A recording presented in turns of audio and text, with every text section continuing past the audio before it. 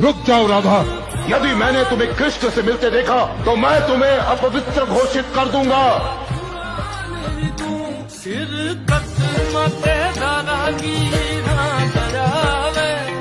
ये तुमने क्या किया? मैंने प्रेम किया कृष्ण।